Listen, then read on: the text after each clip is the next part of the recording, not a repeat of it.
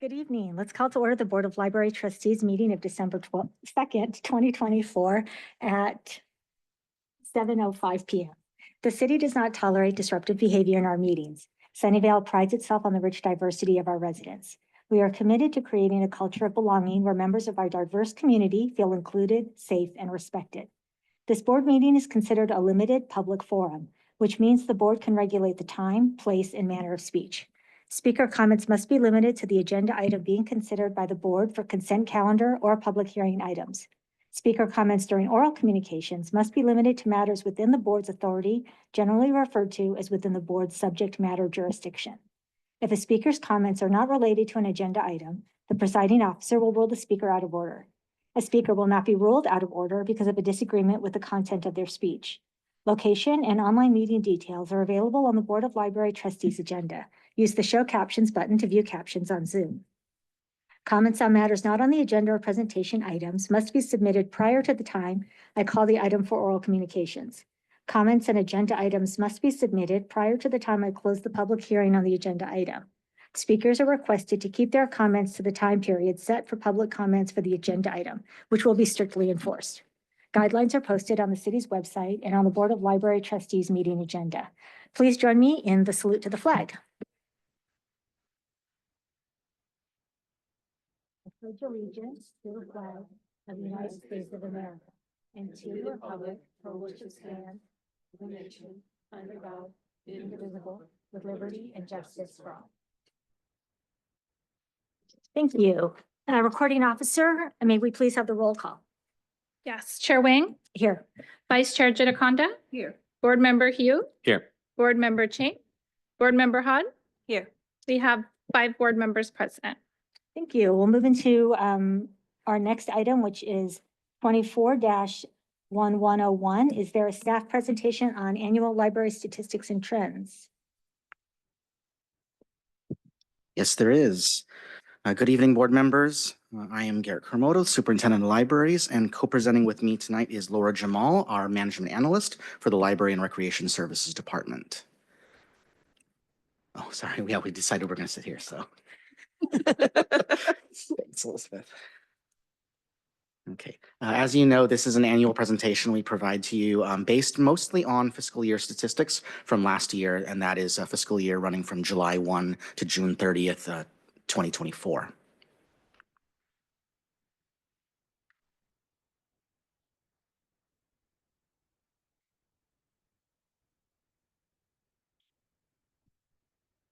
Oops, okay. Start by just, right off the bat with visitor counts. You can see that last fiscal year, we had modest, consistent growth, not quite to, pre-pandemic levels. Keep in mind that fiscal year 1920 was a partial year because we closed the public, in the spring. We continue to grow year on year. For us, what we note is that program attendance is really the primary driver of that growth right now. You'll see in a few slides as we detail later how the programming attendance is growing. And that really is basically what we see represented here as far as growth.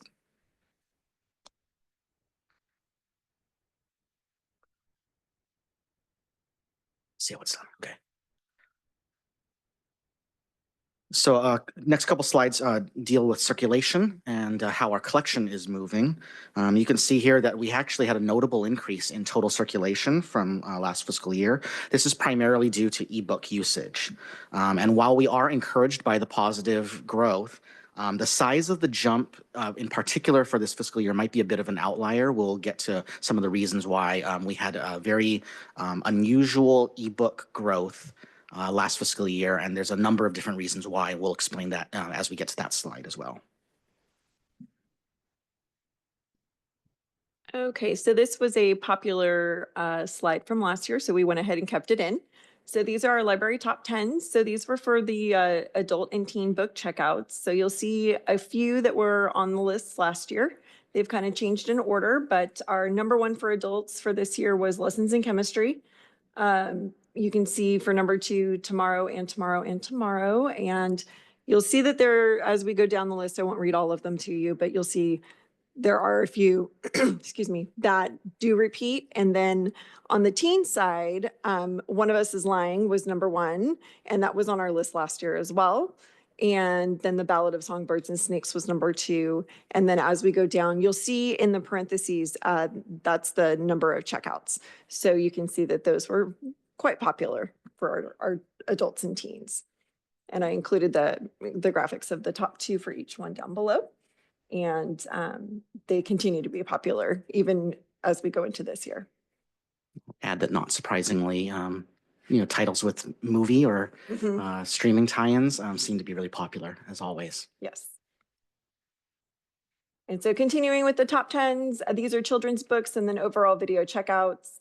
So with the children's, Dogman continues to be quite popular with our children patrons. And you can see that there's several of those on our top 10 list. And that top one, actually Dogman Mothering Heights, 381 checkouts. I'd say it was fairly popular. And then on the video side, Oppenheimer and Barbie continue their battle with 1 and 2, very close together with 123 and 110. And then, of course, most of us are familiar with the rest of that top 10. So still the popular ones in the theaters are still the ones that we're seeing in the video checkouts. Okay, so here we go with the Library of Things and the video games. And so for the Library of Things, that the California State Library Parks Pass, 794 checkouts. That's incredible. We're glad that people are using those, that they're accessing the parks. That's wonderful. The Wi-Fi hotspots at 474, people are really using those a lot. That's great. Please note that we do have more than one of a lot of these items, so the checkouts are going to be a little bit higher than other items. So that does create a little bit of a discrepancy in the numbers a little bit, but we're glad that people are using those items. And then in the video game side, Nintendo is still way up there. Kirby and the Forgotten Land, I am not a video game person, but that looks to be incredibly popular. And then Legend of Zelda, which goes back to my younger years, and Super Smash Brothers. And so you can see those are all in the 70s. So those are quite popular as well.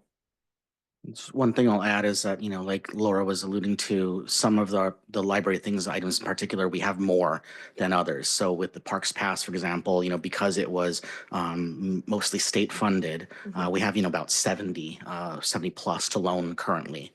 Compared with some of the other kits where, maybe we have 2, or 3. And so, as you can see, even lower quantity items are still going out at a pretty high pace. So it tells us that, demand for any type of thing is high. And so for us, one of the things that we're looking at is focusing on adding additional items wherever possible, as well as expanding the collection. And of course, costs and physical logistics are an issue there. The Library of Things takes up more space than other items. And so being creative about how we're going to merchandise these, but also store them and handle the check-in, check-out process is something that we will, are continuing to focus on so that we can expand this service.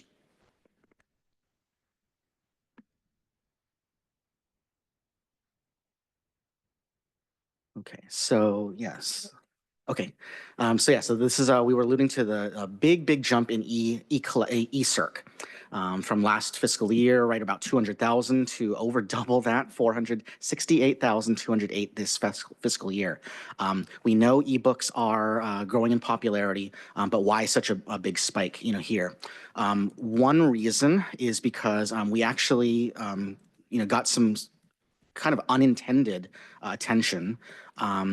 We changed some of our library card registration policies during the pandemic to make things smoother, easier, less need for staff intervention, so people could really go to a website, register for a library card, and start using resources immediately without having to wait, or wait for us to be able to respond.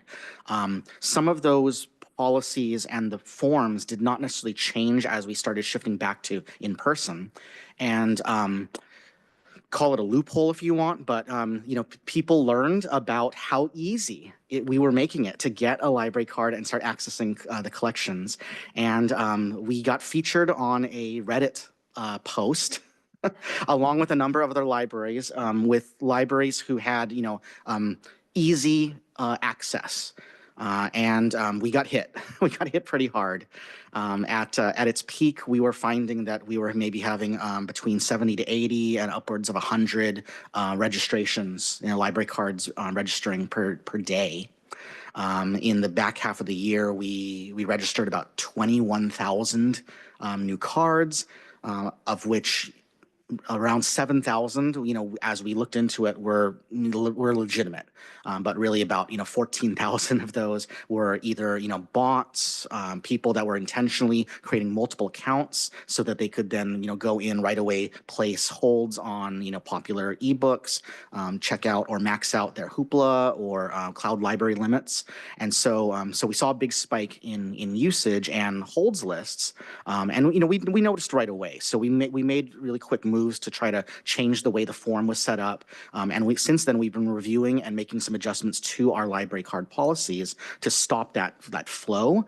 So we've done a pretty good job of that. And so next year, we're likely to see that we won't see quite that high of a number because we'll have brought it in. And one of the things, though, with our library card policies and the changes, we're trying to be really careful, not just to cut off access, but make sure that we're doing this in a way that really continues to provide very easy and convenient access, particularly for members of our community. So looking closely at, Sunnyvale residents applying for cards, other, local residents maybe who come into town, but live nearby, but work or live in Sunnyvale, and making sure that those policies and procedures stay really open for them.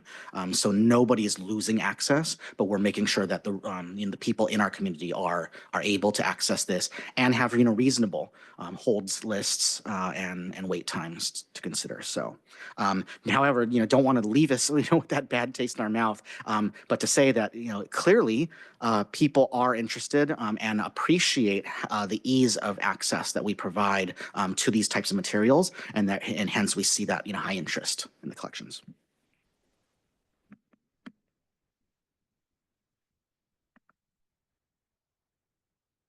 This particular chart, non-book circulation, is getting a little bit harder to analyze year on year when we think about apples to apples.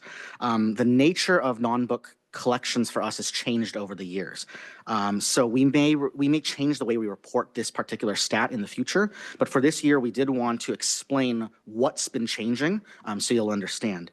Historically, it was physical media that was the main driver for this collection. DVDs, CDs, audiobooks, and then a general decline started several years back. You can see, from 2017-18 down into the pandemic. That corresponds with the rise of MP3s, iPods, and affecting music CDs in particular. Video was affected by the original Netflix, where people could actually get discs, and we saw decline over those years with that. We knew we hit a turning point during the pandemic, and that was really the rise of the popularity of ebooks. And so today, ebooks really are the driver for what makes this non-book collection, because our physical media collections are fairly static in terms of size and checkouts, but the ebook rise is really where this number is affected. So what that means for us is that when we show a stat like this, it's a little bit hard to parse out what is actually happening and analyze the effect for the physical media. Something that we're tracking really carefully because we're aware that there are changes. As streaming becomes even more popular, both for music and for movies and TV shows, we're tracking to see how that's going to affect our overall usage and therefore how much we should continue to invest in our physical collections. In the meantime, we expect that the trend is going to continue, and so we might start reporting this out with separate, stats so that we can track that and show the impacts of our changes going forward. In addition, Library of Things is part of this as well. We know that there's a lot of interest there, but because the size of the collection is so small relative to ebooks and everything else, it doesn't really show up in this kind of stat, and so that's why we're going to change some of our stats visualizations going forward.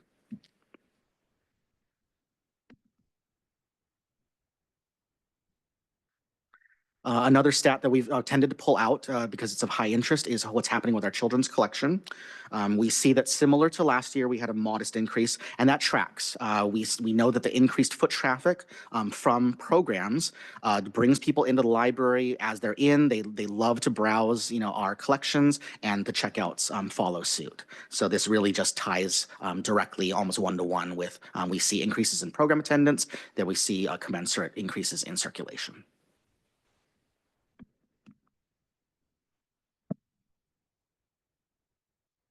And this chart pretty much sums up all of the previous ones. When you kind of add it all together, the increases in digital ebooks and then the children's circ add up to that gray line, which is then the rise in the total circ that we reported for this fiscal year. And then one last circulation-related chart to show you is interlibrary loan. This one is interesting. To remind you, this represents our activity sharing items with other libraries via Link Plus. And in recent years, we were trending towards having a bigger gap of, you can see, items loaned out versus the items we were bringing in.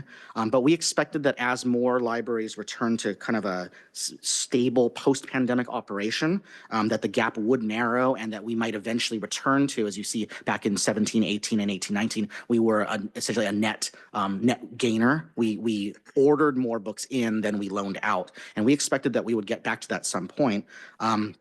We didn't necessarily expect to see such a sharp, change in the flip-flopping of that in one fiscal year.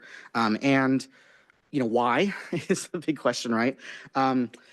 Link Plus is really challenging to parse out because the nature of the collection is it's very temporary. The records that exist in Link Plus only exist while the item is requested and checked out, and then they sort of kind of go away. They're not part of our regular collection.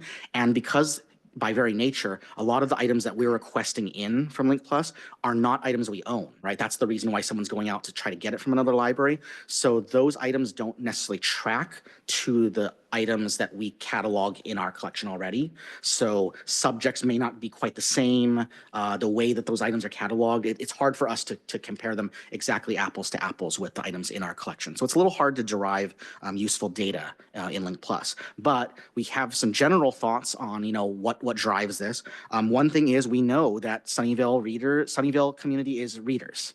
We have a community of readers, and that that is increasing across the board. We see that in the eCirc, in the total circ, and not surprisingly in interlibrary loan as well. Other things is, we know that one of the reasons why people use Link Plus is to get items that we don't own at all, because maybe an item is, esoteric in nature, and it's something that we wouldn't keep on our shelves normally. Maybe it's something that's more the purview of a university library, because it's, something that'd be interesting for research, but not something we want to take up space on our shelves. That's kind of an ideal use case, right? But we know that sometimes if a type of item is gaining in popularity and we're slow to respond and add those types of items to our collection, then people may be led to go outside of sort of our system to try to get those items. So the data always follows the usage, right? The usage may change. We can see, wow, there's a spike happening. So that prompts us to then look and see what kinds of items are being checked out through this, and then see if we need to adjust our purchasing to follow suit. Another use case is when a specific book is popular and has a long holds list. Patrons can use Link Plus to request a copy if it's available at another library. Now, for your really brand new bestsellers, that's usually not an issue, because if we have holds on our items, other libraries also have holds, and Link Plus doesn't allow a person to put a request in if the other items at other libraries are on hold as well. So that's not usually an issue. However, what can happen is that if we have a really long hold list and then demand cools down at another library while our list is still active, then new people, as they're coming to look for that item, may say, oh, you know what? then now there are copies that are available on the shelf at another library, and they can request it there. And so, again, it's possible for patrons to go for those copies rather than wait in line for ours. We have a general procedure where we try to aim for about a 3-to-1 ratio. When we see that we have over 3 holds to the number of copies, we'll try to add more copies if we can to try to reduce holds lists and prevent that sort of thing from happening. But again, data follows usage, and so sometimes if we're slow to respond to that, then we might put our patrons in situations where they're driven to try to request more items through Link Plus. We're looking deeper at our ratio performances and seeing what budget impacts that would have if we were to make an adjustment, reduce it down below 3, or if we're not hitting that target, how can we make sure that we're getting closer to 3 all the time?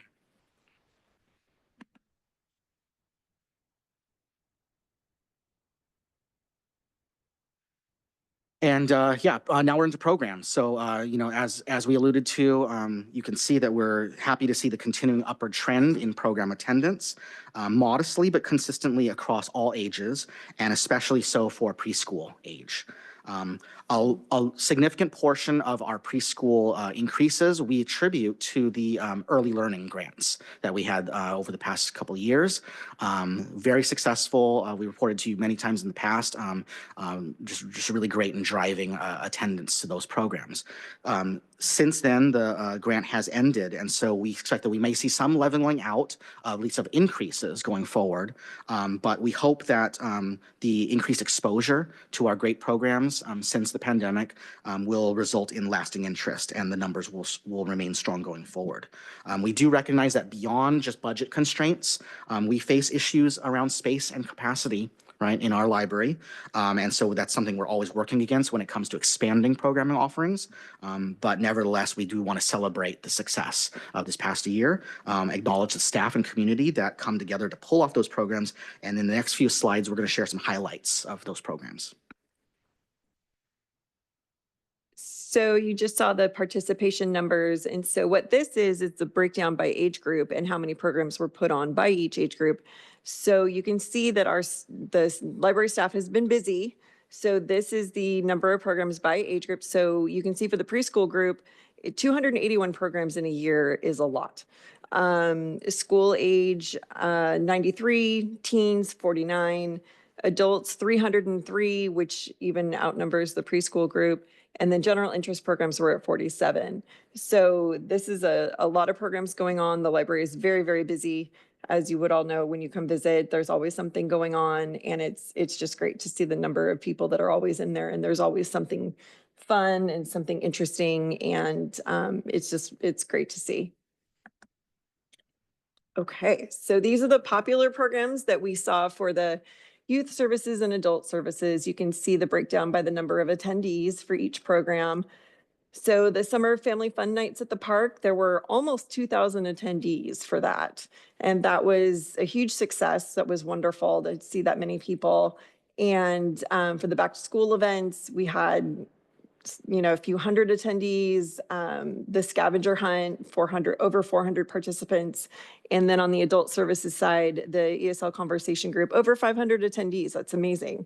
And with the sewing lab, 453, the bike safety and repair continues to be very popular, and the repair cafe. So you can see the breakdown here and how popular these programs really are, and that people are continuing to come. And then also with the library-wide programs down at the bottom, the end of summer carnival at Washington Park, that was very, very successful. And then of course, the Lunar New Year celebration was incredible, along with the Space Camp 2024.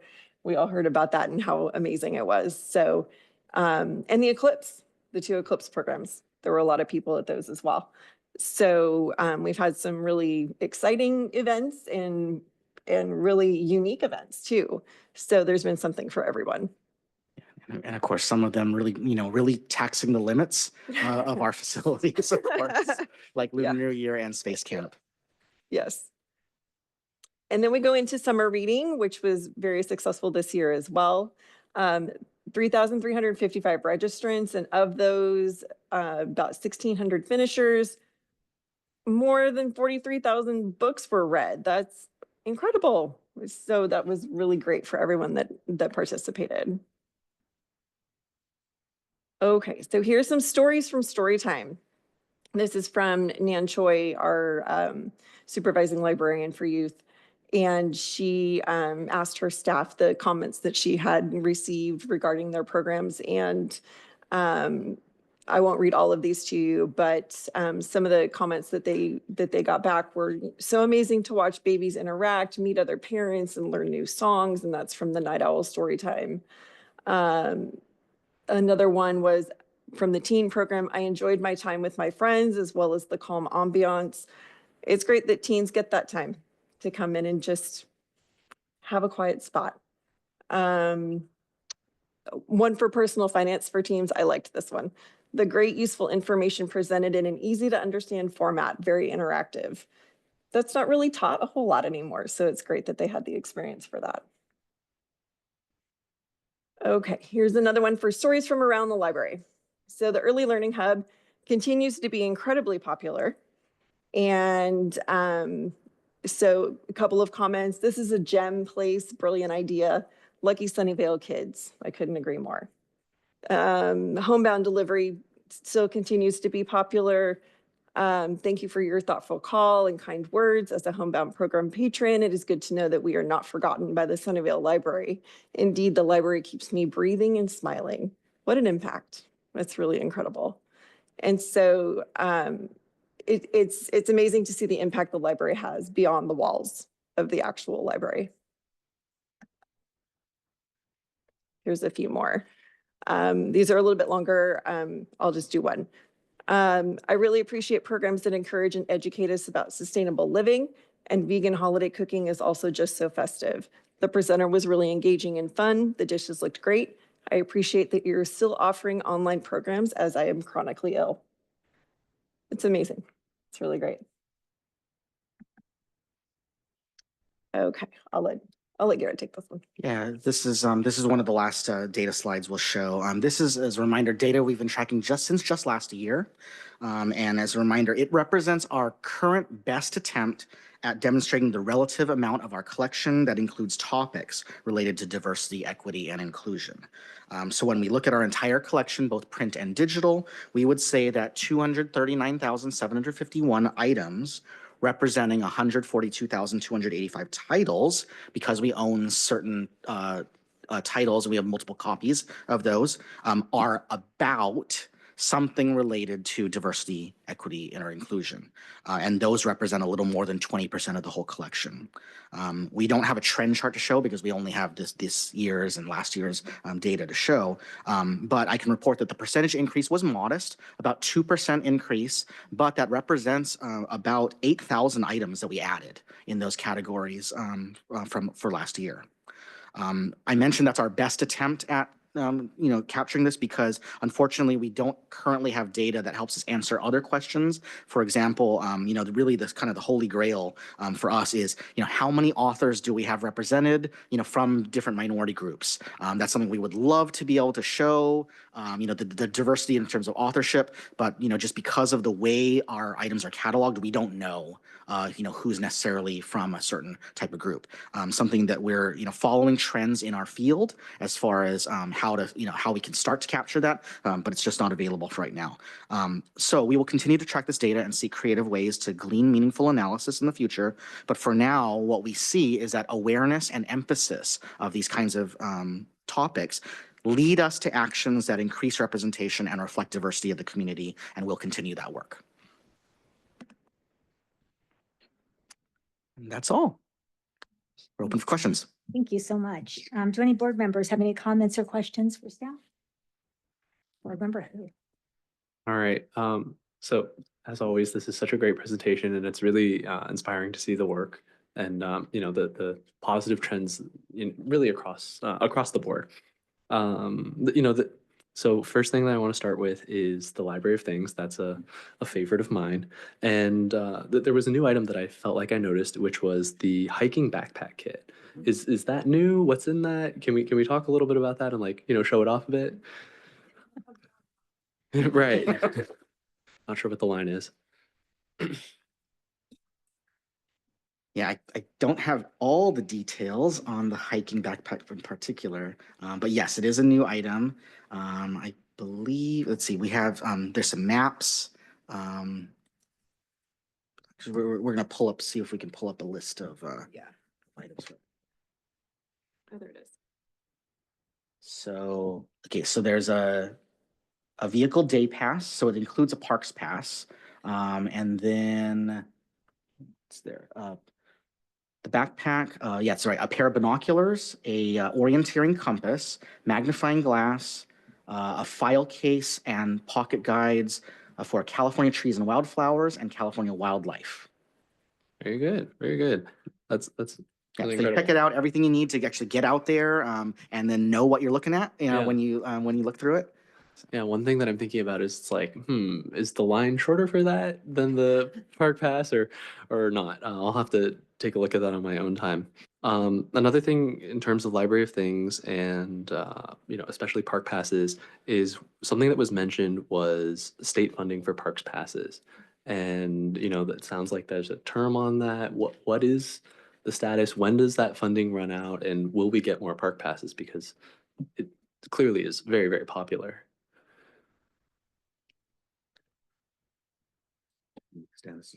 Yeah, there was talk. Yeah, it was on the chopping block. Mhm. And then it came back. So it's there for the rest of this year, Okay. and into next year, but it's every year is a wait and see until the state passes their budget. Okay. All right. Very good. Thank you. The only other question that I had was sort of about the way that we're reporting programming, and um, I just wanted to get a little bit of a better understanding of this. So, like with adult programs, for instance, something like the monthly book group, right? That would presumably be 12 programs, or would it be one? Okay. Okay. Um, Yeah, so we reported that in aggregate. okay. All right, that does make sense. I was kind of curious about like how that works because I'm like, wow, that's so many programs. I know we have recurring programs. It's like, wait, 303 unique programs, and that definitely clears things up for me. Yeah, the only other thing that I was kind of wondering about was, it seems like, and this is just my brief sort of like reading of the data, that the preschool programs, right? I mean, just in terms of the numbers of folks that are coming to that, those perform really well. And I was sort of curious if it's like, if you had any insight into, why those are performing so well. Is it that, parents are participating as well and they get counted? Or it's just these are our most popular programs, and then does it also make sense to shift some focus onto things like school age, right? Because I mean, there's, to me, I feel like I see a big drop off in preschool age 0 to 5 to school age 6 to 11, and I feel like there might be an opportunity there to sort of continue our programming as kids get older and make a habit out of going to the library and continuing that trend that we've talked about of Sunnyvale being readers.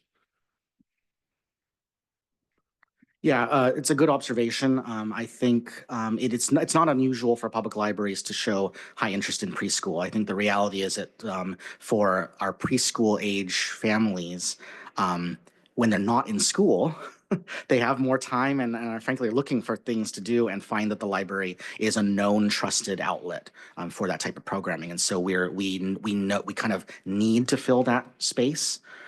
As kids get into the school age, obviously, the part of their day is taken up. So, we have essentially fewer hours in order to provide that programming to them. And then, we're trying to target those programs very specifically to what is of need and use to those kids in those after school hours. But there is sort of a limited window that we can capture, school age, other than, weekends and during holidays, and which is where we engage a lot of them in our breaks, for example, in our winter reading or summer reading programs as well. But I think it's just it's really just a matter of opportunity. But we think of all of these categories very equally in terms of the need to be providing programming for our kids.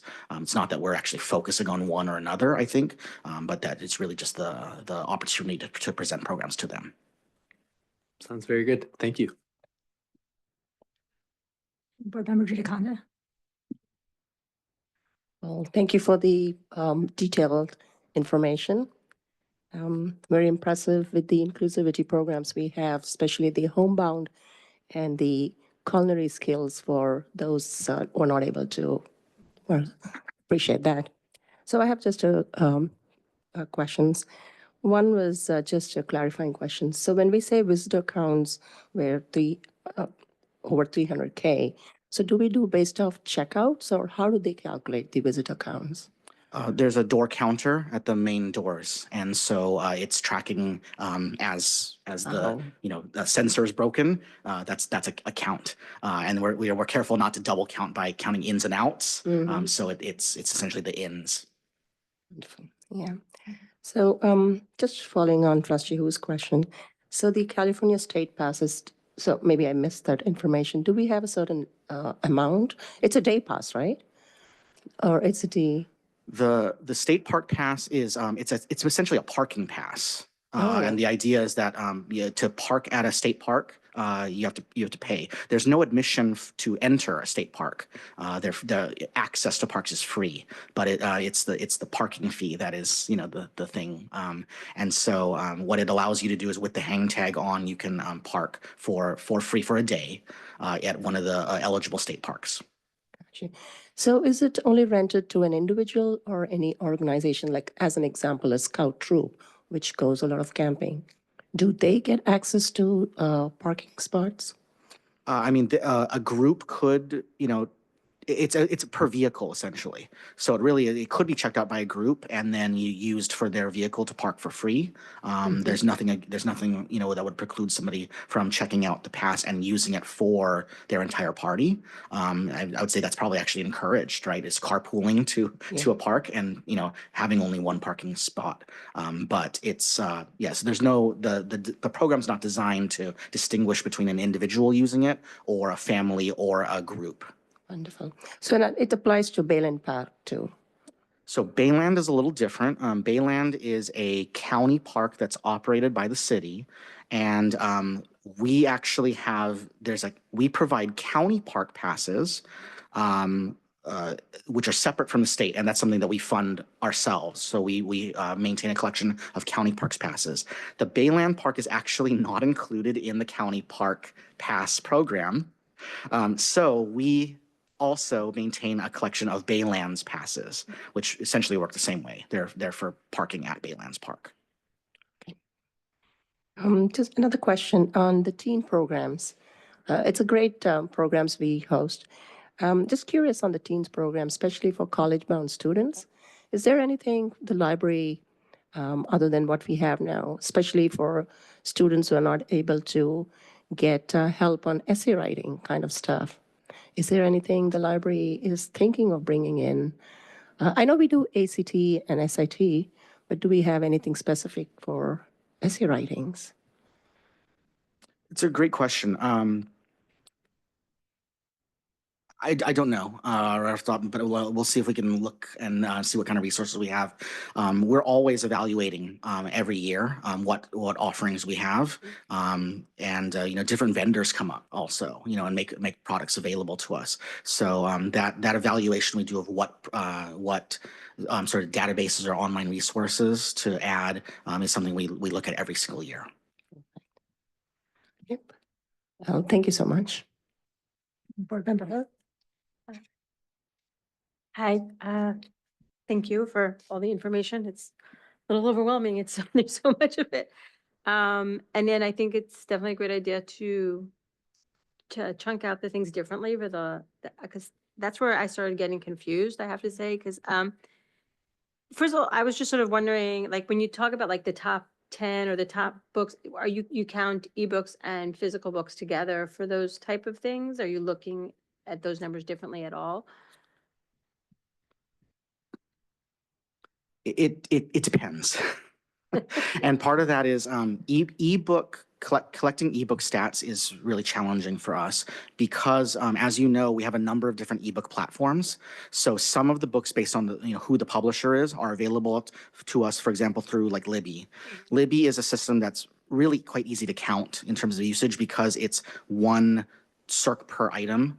And so when we look at circulation, it really tracks just like print items.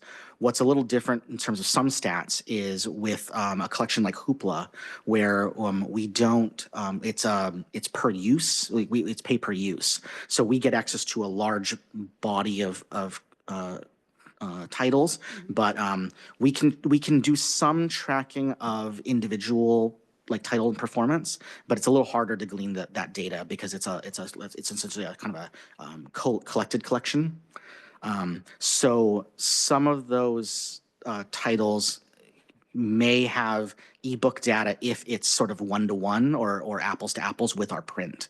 But some of those titles may not have an equivalent ebook to show. And so yeah, there's potentially some holes and maybe some items that were especially popular in a certain e-collection, but we weren't able to capture that data in the same way as some of those others, and maybe that title did not reach the top of the list. So we provided it more of just a kind of an interest to show the kinds of items that are generally popular, but not to say, yeah, this specific item is, the best. It's certainly not a No. best of, list or anything like that either. So. I have to say, I read most of the books on the list, There but, you go. and I don't think Mhm. all of them were the best. But we won't get into that. And then again, when you talk about then like the non-book circulation and and then in the E category, does that include like audio are you tracking that or streaming? Because there's also streaming option. I mean, there's movies, because there's the videos that you can physical DVD, that's easy to count, but Right. like the streaming stuff, I know what happened to our budget at the library, like when we started with Canopy. Yeah. We had to renegotiate our deal. Yes. It was, so, like things like that, because I know you do have, because again, there's Hoopla and there's different platforms. Yeah, so same answer as before. It depends. With the data with the data that's available to us from the platform, we try to do the best apples to apples comparison we can. In some cases, that it's just not. We're not able to sum it up in a single number. No, so I definitely agree that it'd probably be better to like break things out. Right, exactly. And then I think that's the thing is, for us, it's also, it kind of changes, right, from year to year, on what's available to us. Another thing is, like you alluded to, sometimes we can give feedback to our vendors and ask for better data or for different types of stats. But sometimes it's not historical. So what's available to us may change over time, and we'll try to respond by doing the best analysis we can. And then a question with the ILL. So do you notice, I know it's hard, you said, to track because the way Link Plus works, that if like a specific book is like requested more than once, will you then consider purchasing it? Or, I know you said you would purchase more copies when there are lots of holds, but like, how does that translate? Yeah, if we can know. I think that the trouble is that sometimes, because like if the same item was requested twice,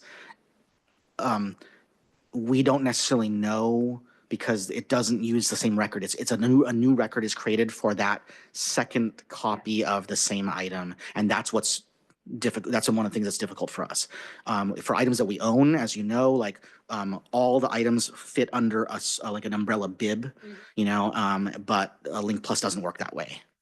So the best we can do is sort of anecdotal observation of what seems to be coming in, but obviously that requires quite a bit of staff time and effort to track.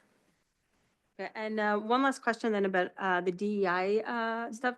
So you said you categorized it, I guess the best. So what did you? I understand the difficulty of figuring those kind of things out, but so did you use like subject headings or okay? Yes. It's all subject headings. All subject headings. Yeah, so it's we've compiled a list in conjunction with it's a list that was I think worked on by a either a countywide or a coalition of catalogers that tried to sort of identify LCSH, so Library Congress subject headings that tie to or are perceived to be related to a DEI topic. Thank you. Board Member Chang. Yeah, thanks again for the presentation. Could you elaborate a little bit more on the policy changes that were instituted after the unusual number of registrations? Is it based on Sunnyvale residents? They have instant access, or can you just elaborate a little bit more? Yeah, one of the problems was that we actually had an existing policy of not issuing library cards to out-of-state residents, but the limitations of our form were enabling out-of-state residents to get library cards, and the only recourse we had was then to go back and notice, or do data analysis to find which accounts were like non-California. So that was something where it was a matter of procedure for us to change how we were actually allowing that form to be accessed and used. Some of the specific policy changes that we're looking at are things around creating sort of different, call it like tiers maybe, of a library card, what you get access to immediately when you fill out a card with no staff intervention. And that would be, for example, all online resources minus a phrase we use is metered access collections. That would be something like Hoopla or Canopy, where it is that kind of pay per use. And so we see a big hit if, for example, a person gets a library card, checks out 10 items immediately, and then kind of never goes away. We're on the hook for essentially those 10 checkouts. And of course, we're glad that things are getting used, but that's not the spirit of how the system was intended to be used. And so we've tried to close that loophole by taking that particular service out of the first tier of immediate access cards. We've tried to make it really easy to then kind of shift over then, if that's the primary reason why you've come to the library is because you want those types of ebooks. We've tried to make the process for once you get your initial temporary card, how to then upgrade it so that you can add that ebook access. And it's in some ways as simple as calling or emailing the library. And we provided instructions, if this is your kind of use case, contact us. And then we can essentially, change your patron status. It's more of a way for us to just validate that this is a real person who's actually actually interested in those versus like a bot. Or something like that. And then another move we're exploring as a pilot is to actually then identify Sunnyvale residents and then provide a mechanism by which, if they don't actually come in within a few months to upgrade their card or contact us to request a card, we'll actually send a card to them through the mail. And then all they need to do then is contact us to verify receipt of their card, and we'll take that as proof of address, essentially, that the address they registered with is valid, and then they'll get full access from that point. And so again, just providing a way so that you wouldn't necessarily even never need to step foot in the library to be able to access the full range of materials and collections that are available. We also hope that that's a little bit of a reminder. Some people might, request online access first, and then in a few months, forget, oh yeah, I know I registered for that card, but I didn't really use it, and I got busy, and so then if we send them the card, it's a reminder, hey, these are all the wonderful things that are available to you. Just activate this card, and you're good to go. So those are some of the specific changes we've made to make it, again, really easy for people to that are in our community to gain access, but try to maybe weed out those bad actors. Great, thanks. And just one follow-up question is, I know in one of the last meetings, the presenter said that the ESL program has a lot of non-residents and people that live abroad. So I wonder if there's some sort of exemption that can be made for program participants that might not live here physically. Yeah, that's a great question. We can look into that. As of yet, the eligibility to attend those programs is not necessarily connected to a library card, holding a library card. We don't check IDs at the door for a program, even for those online programs, which is where some of that interest is coming from. But certainly something that we'll consider as we continue to review all these policies. Thank you. I have a couple, because you know how much I love data. The first thing I wanted to do is just echo what Board Member Hode was saying about breaking out I know it's hard, but the first thing I think of when I see like growth is I want to see a stacked bar chart or stacked column, whatever you call them now, that just shows whether it's books, videos, whether you combine books as physical books and ebooks, music, whatever, and then another chart that shows electronic material versus physical material. It would be interesting to see where possible to try and understand trends. We know, I would expect after, the pandemic, anything electronic is huge, we probably would see it, but that's the kind of thing, like, when I see charts like that, that's the first thing I want to see, is I want to see a stacked column chart. And I know it's hard, so that's why it's just something fun to think about, on my wish list. When I look at, I love the slides about top checkouts, because that's how I read Dog Man books last year.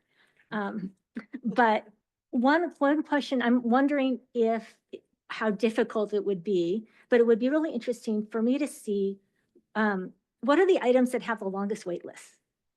Because you said a lot of these are the highest checkout because we have multiple copies. We know, like, lessons in chemistry, all of those, we have a lot, and that's why they're going to be checked out a lot.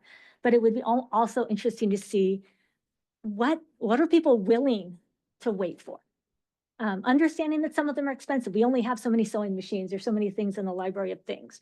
But it would be interesting to know not just what's popular, but they're popular because there's a wait list. Some things are returned more quickly. Like, I would be interested. What are people willing to wait a year for? Because I have some things on hold that I put them on hold, and Yeah, I'm curious. we can look into, total quantity of holds. Yeah, I just think it would be a fascinating number. Have you ever, and I don't know how you would do this, but have you ever thought about, because why not? There's always a stat that, 20% of your customers make use of 80% of your resources. Do we have, and I would wonder if there's a way to look at that from again, it would probably be driven by children who are borrowing 20 books at a time, maybe. So maybe it doesn't make sense, but I'm curious if we would learn anything from it. Maybe we don't, but that's kind of an analysis that I think, in your copious amounts of time, would be fun to think about. Sorry. And then one question, it looks like 53% of our circulation was children's, which has always been that way. Is that the same for other libraries? That's just, okay. I assumed it was. I didn't know if we were special. We're special. We are in so many ways. But not different. Yes, special, but not different in that sense. Thank you. I wanted to emphasize, I'm so glad that we are continuing to track DEI. So critical, and even though it's early, we don't have a lot of trends, I just think it's super important to make that an integral part of what we're doing with our data, and I'm so glad we're doing that. And then my last two, sorry, I'll go into kind of programs. As I was listening to you talk about, some of our programs are recurring, and so they're double counted. One interesting potential way, again, just thinking about data, would be to look at how many programs per month. I would assume, driven by holidays, driven by whatever, but it would be interesting to say, how many programs do we have each month by type?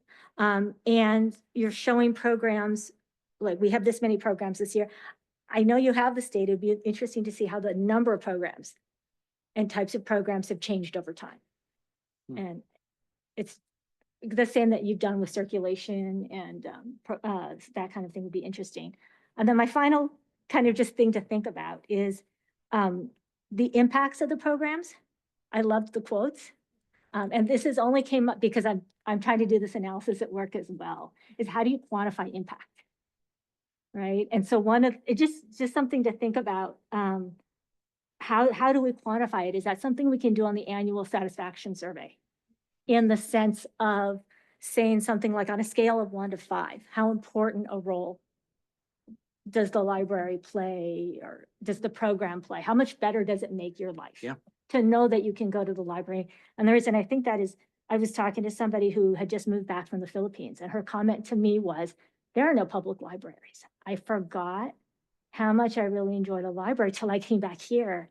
And I realized that I could just take my children to the library and borrow books, and it made my life different and so much easier and so much more full.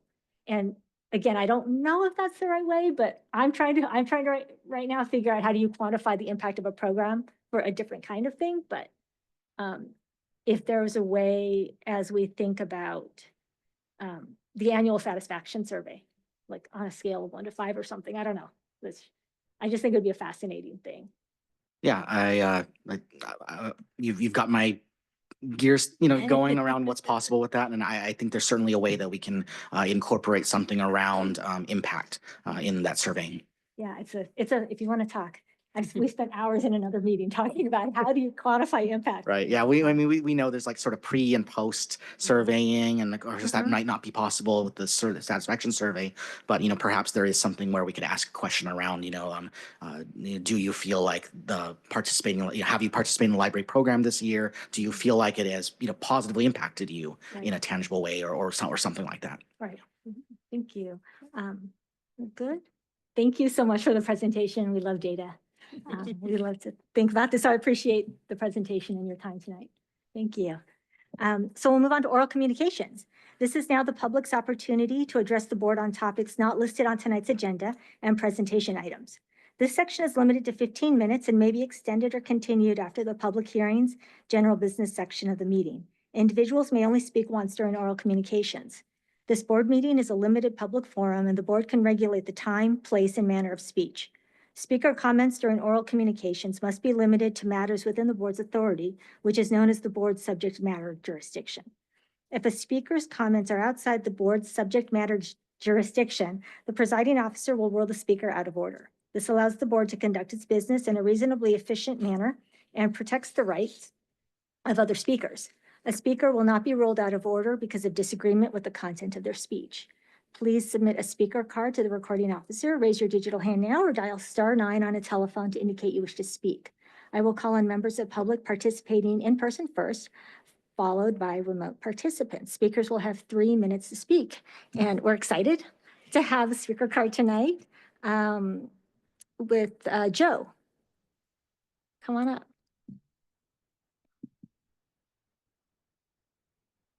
So I spoke at a public meeting a few weeks ago.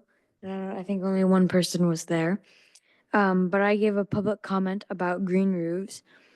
And I wanted to reinforce my belief that that is something that Sunnyvale should really take into account. And I think that if the plans for the new library are not set in stone, we should add a green roof to that library. So in my previous public comment, I said that it would help with rainwater runoff, but how? So according to Cal Matters, California is dumping 750 billion gallons of water into the ocean per year. And in a study from Washington, it shows that 1 square foot of green roofs can collect 0.6 gallons of water per rainfall. And so that same square foot will collect 15 gallons of water per year. Of course, it rains more in Washington than it does in here, but that 0.6 gallons I think will still apply. And so I looked at the Sunnyvale website and saw that the library has a plan of 120 square feet in total. And so I divided that by 3 because there's 3 floors to get that average or about of how much square footage would be on each floor. And I estimated that there would be about 40,000 square feet per floor. And so applying that to our previous statistic, I think if we cover the entire library roof with green roofs, it will collect about 24,000 gallons of rainwater per rainfall. And that's quite shocking, I found. And in addition to this, I also mentioned the green roofs will help with ecosystems and the environment. I think that the best plants to plant on this green roof would be native plants, because if we keep planting exotic plants, they will continue to kill off our native ecosystems here. So yeah, we need to plant native plants to bring back those ecosystems and make sure that our ecosystems and environment are thriving here in California. And lastly, cost. On the same page earlier, I found that Sunnyvale City Council has placed $290 million into the new library. And according to PacificHorticulture.org, 1 square foot of roofing, including waterproofing and drainage systems, will cost $30 to $40. And so, of course, this cost will go down as the square footage goes up. So I'm guessing that maybe each square footage will cost about $20, which is not terrible, but once it gets large, it can go up rapidly. So this is why I strongly believe that adding a green roof would be in all of our best interests and would improve the ecosystems and rain collection of our city. Thank you. Thank you very much. Appreciate that. Does anyone else want to speak under oral communications before we hear from remote speakers? We do not have any remote or in-person wishing to speak at this time. Okay, thank you. I'll go ahead and close oral communications. And we'll go ahead and open public comment on consent calendar items. Please submit a speaker card to the recording officer, raise your digital hand now, or dial *9 on a telephone to indicate you wish to speak. I will call on members of the public participating in person first, followed by remote participants. Speakers will have 3 minutes to speak. We have no members wishing to speak at this time. Okay, thank you. Then I'll close public comment. I will now ask for a motion from my colleagues to approve the consent calendar item, which is the Board of Library Trustee meeting minutes of October 7th, 2024. I move to approve the meeting minutes for October 7, 2024. Thank you. Is there a second? Yeah, I'll second the motion to approve the minutes. Is there any discussion or advocacy on the motion? No. Recording officer, please conduct a roll call vote. Chair Wang, Yes. Vice Chair Gitaconda, Yes. Board Member Hugh, Yes. Board Member Chang, Yes. Board Member Hahn. Yes. The motion passes 5-0. Thank you. The next portion of the agenda is for oral reports and announcements by board members and staff to share information. Do board members have any non-agenda items or comments? Well, I have one. So obviously we all know that Measure E did not pass. But I did, which is a huge disappointment, but I did just want to make some comment that it was incredibly, to me, at least there was a small positive that it was a higher percentage of yeses on that measure than many of the other ballot measures at the time. It's just unfortunate that we had such a high kind of a threshold to meet. So I just wanted to say that, and I hope that the city council and the city regroups and looks at this again and doesn't abandon the pursuit of a new library, but finds a new way to put a new plan in place, as soon as possible. It's just my comment. Does staff have any non-agenda items or comments? Yes. It is approaching the end of the year, which means we have some really, really fun and exciting things going on at the library in this season. Just a couple that I want to call your attention to specifically. Right now, we just launched our winter reading program. We saw earlier the amazing statistics of the summer reading program and how many participants there were, how many books were read. We're also offering a winter program called Be a Reading Machine. And the process is quite similar. You sign up online. One little wrinkle that we've changed for this particular program is when you register, you can actually get a free book. And the idea is that we really want to jumpstart the reading that occurs by giving that free book when the person registers, as opposed to having to wait to the end, to kind of get that prize. And so we're really excited about that. We had, I think, was it 77 signups on our? Was it 177? It was way more. Yeah, it was. And we had an amazing turnout on the very first day for it. So we're really excited about what participation for the Winter Reading Challenge. Yeah, 177 signups on the very first day for the Winter Reading Challenge. Another item that I want to bring to your attention is that this weekend is the drop-off for the 4th annual Gingerbread Village that'll be making its appearance at the library. And so we encourage members of the community to decorate a gingerbread house and then bring it in to be displayed from this weekend through the end of the year. You can contact Arts Commissioner Winnie Lamb to essentially register and reserve your spot as space is sometimes limited for the display. But we'd love to see some exciting things. The theme, you don't have to follow the theme, but the theme for this year is Whoville and the Grinch and Tropical Escapes. And then just one other specific item that's a little bit of a, it's a little bit of an outlier, but something that I really wanted to call your attention to is a program call on Monday, December 16th from 7 to 8 called Help for the Holiday Blues. And I'll just read the description. Holidays can be a time of joy, but can also bring mental health challenges. So join Shivera Gandotra, PhD and LMFT, for a presentation on managing the holiday blues and seasonal depression for adults. And so amidst all the other, sort of fun activities, I did want to bring your attention to that particular program, which I think is addresses a really important but maybe less talked about topic for this season. Thank you very much. Thank you.